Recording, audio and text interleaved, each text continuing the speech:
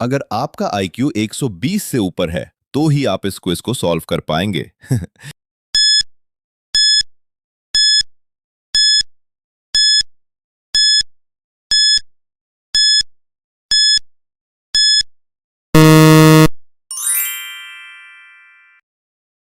देखते हैं आप कितने पॉइंट स्कोर करते हैं।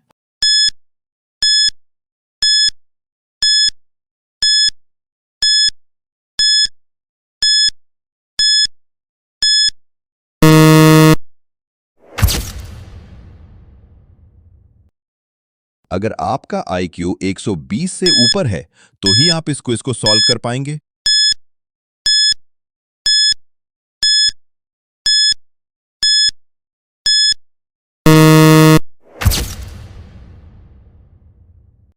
अगर आपका आईक्यू 120 से ऊपर है, तो ही आप इस क्विज को सॉल्व कर पाएंगे।